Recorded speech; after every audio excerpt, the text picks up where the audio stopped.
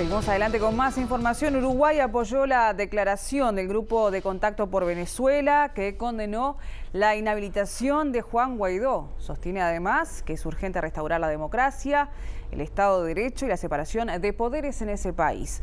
La Cancillería uruguaya emitió un comunicado con el resultado de este encuentro celebrado en Uruguay porque ha participado del mismo el canciller de la República, Rodolfo Nino Noboa. Pero para hacer un análisis de lo que fue este encuentro, es que contactamos vía Skype a Nicolás Albertoni, analista internacional. Buenas tardes, bienvenido, gracias por este contacto, Nicolás.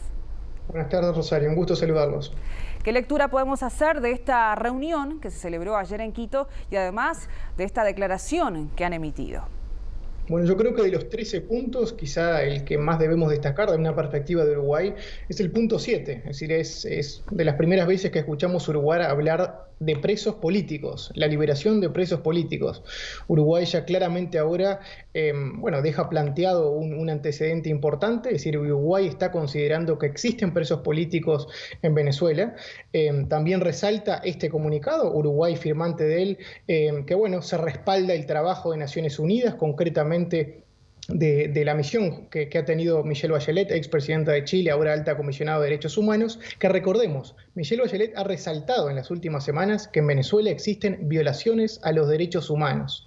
Entonces sorprende, dado este contexto, que Uruguay sea el único firmante de los países de América Latina que sigue respaldando de alguna forma, reconociendo a través de su respaldo, el gobierno dictatorial, claramente, de Nicolás Maduro. Entonces, ese es el contexto. Son pasos importantes, pero claramente quedan dudas, ¿no? de en qué posición finalmente está Uruguay, ¿no? Si realmente se opone a este régimen, porque hablar de liberación de presos políticos o de un régimen que tenga presos políticos y no tratar este régimen como tal, claramente presenta un doble discurso, pero nos alegramos del paso existente.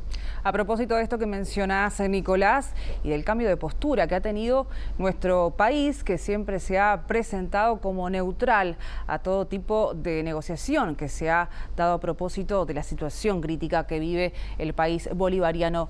Desde tu percepción como analista internacional y siguiendo paso a paso lo que ha acontecido en Venezuela, ¿a qué se debe?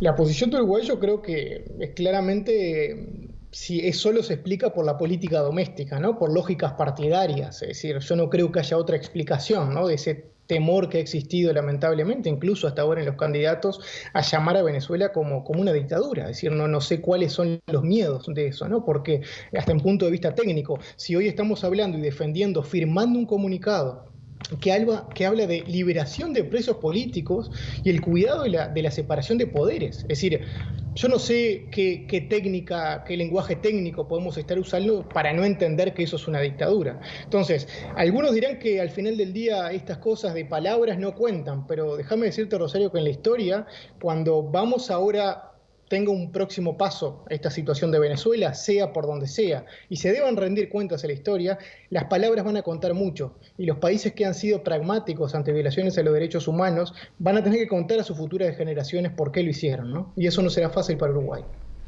Otra pregunta que quiero hacerte, Nicolás. Ha mencionado en varias oportunidades Nicolás Maduro que no va a tener una salida pacífica del poder, y la presión internacional lo hará cambiar de postura de todos modos. Y parece difícil, pero ante presiones internacionales también está la otra cara. Estamos hablando de un país como Rusia, que acaba de llegar la semana pasada a Caracas y puso sobre las fronteras misiles S-300, y nadie está hablando de ninguna invasión militar ni nada, como siempre se habla, y con todo sentido y con razón cuando Estados Unidos ejerce una presión. Pero entonces, en cuanto a intervenciones o presiones, también hay que verla para los dos lados. Yo creo que, verdad, la presión internacional, si viene solamente de Estados Unidos, no es buena, y la historia de América Latina lo ha mostrado, pero claramente va a tener que darle un canal a la región para que salga, pero este gobierno claramente no puede seguir con claras violaciones ante nuestros ojos. Y los países que hoy están siendo parte de estos diálogos están siendo ya en un piel de testigo, por eso las palabras cuentan mucho, ¿no? Perfecto, Nicolás, te agradecemos mucho este contacto por el día de hoy. Gracias a ustedes.